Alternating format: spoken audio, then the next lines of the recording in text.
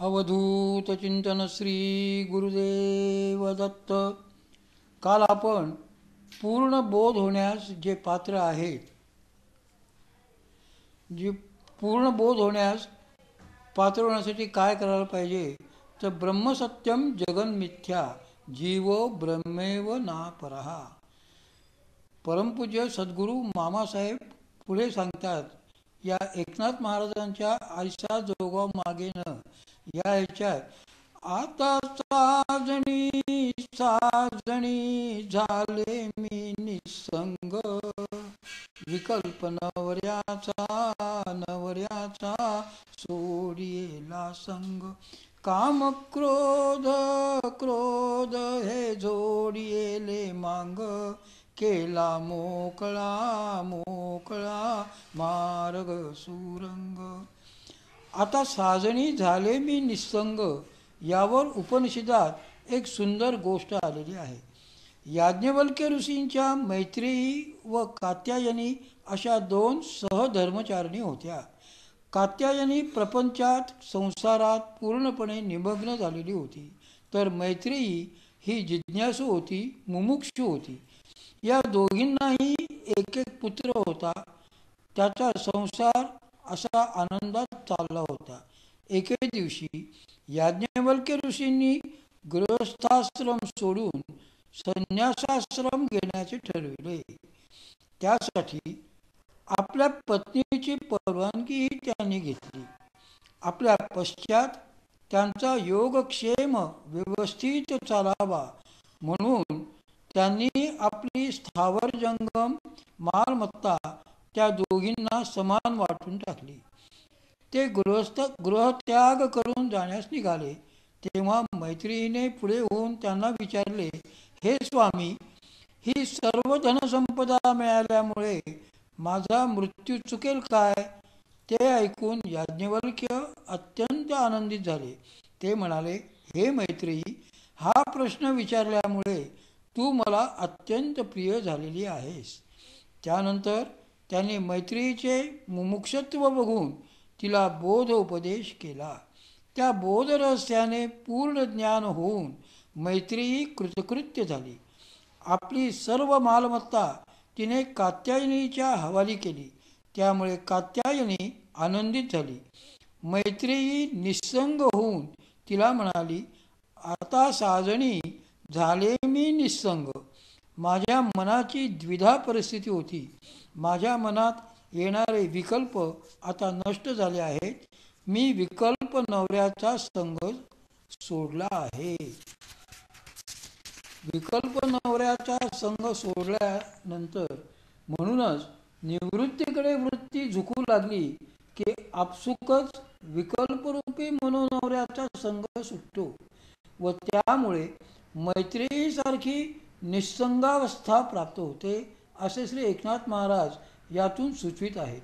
पुढल्या चरणात महाराज म्हणतात, काम क्रोध क्रोध हे जोडिले मांग, केला मार्ग मार्ग मोकळा सुरंग, आईचा जोगवा जोगवा जोगवा मागेन. काम क्रोध हे जणू मांगच. ते जोडले म्हणजे जसे कणीस जोडल्यानंतर त्यातील दाणे बाहेर येतात, तसे कामक्रोध जोडल्यामुळे त्यातील त्याची अशुद्ध वासनामय बीज बाहेर येतात व शुद्ध कामक्रोध उरतो. शुद्ध कामामुळेच भगवंत प्राप्तीची इच्छा निर्माण होते. हे केव्हा होते? तर जेव्हा सद्गुरूंकडून कृपा होऊन शक्ती जागृत होते तेव्हा. म्हणूनच श्री एकनाथ महाराज म्हणतात, केला मोकळा मोकळा मार्ग सुरंग. श्री गुरूंच्या कृपेने जागृत झालेल्या शक्तीमुळे मार्ग मोकळा झाला. हा मार्ग कोणता? तर सुषुम्ना किंवा पश्चिम मार्ग. मेरुदंड में बंक नाल है, उलटी गंग कहावई. पश्चिम मार्ग म्हणजे सुषुम्ना मार्ग. माकड हाडात ते छिद्र आहे, पण ते उलटे असल्याने सापडत नाही. गुरुकृपारूपी सूर्य हे छिद्र मोकळे करतो. मग या सापडून दिलेल्या मार्गाने शरीराचे भान विसरतो. साधना केली असता सुरंग म्हणजे अत्यंत सुंदर असे रंग दिसू लागतात. अशा प्रकारांनी हा मार्ग भरलेला आहे. श्री महेश्वर म्हणतात, ना आवृत्तम मोक्ष गार्गस्यात् प्रसिद्धम पश्चिमं विना पश्चिमद्वार मार्गेण जायते त्वरितम फलम. म्हणजे मोक्षदायिनी ब्रह्मनाडी सुषुम्ना हीच पश्चिम मार्ग म्हणविली जाते. हा मार्ग प्रसिद्ध आहे. जोपर्यंत सुषुम्नेतून प्राणशक्ती सहस्रारात पोहोचत नाही तोपर्यंत मोक्ष होत नाही. म्हणूनच हा मार्ग मोकळा व्हायला हवा. त्यासाठी सद्गुरूंची कृपा व्हायला हवी. हा सुरंग मार्ग मोकळा झाला की अतिशय दिव्य अनुभव येतात.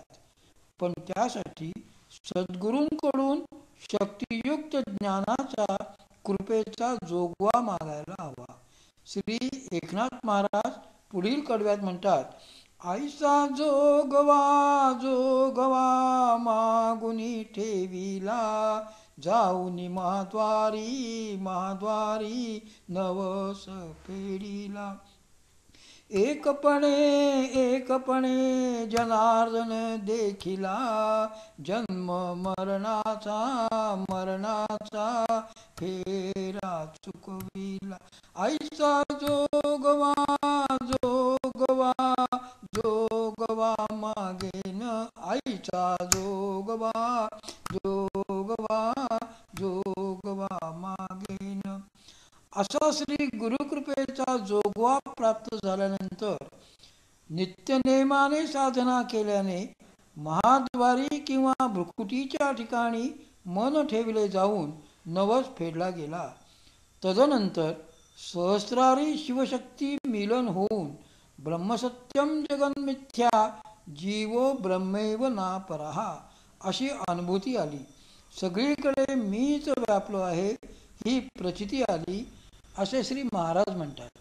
ज्याप्रमाणे आरशात स्वतःचे प्रतिबिंब पाहत असताना आपण समरस होतो व आरसा विसरून प्रतिबिंब व आपण वेगळे नाही हे अनुभवू लागतो, त्याप्रमाणे परमात्मा व जीवात्मा ह्यातील वासना आशा तृष्णांचे पटल नाहीसे झाले की अद्वैतानुभूती येते. यावर माझी आई एक सुंदर गोष्ट सांगायची. एक म्हातारी होती. तिच्या नातवावर फार लोभ होता. एकदा म्हातारीच्या मनात आले की आपण पंढरीला जाऊन यावे.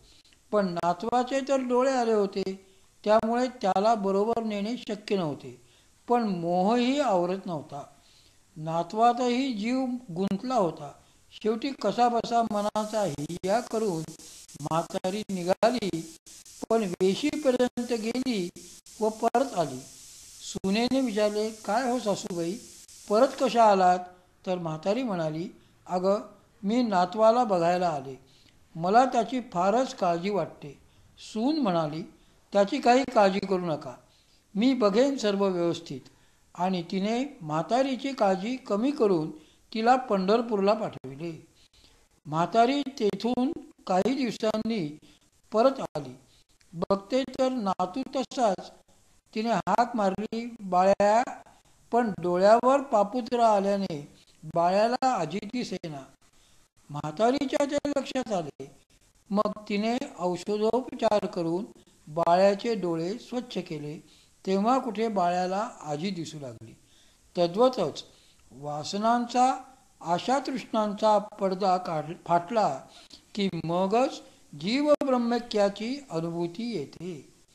अशी अनुभूती आल्यामुळे जीवशिवाचे अद्वैत झाले आणि त्यामुळे पुनरपि जननम पुनरपि मरणम पुनरपि जननी जठरे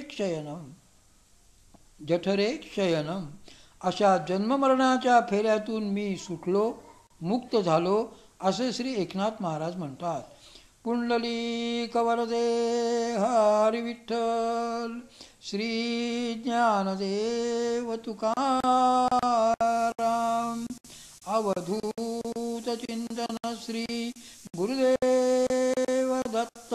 श्री गुरुदेव दत्त. श्री गुरुदेव दत्त.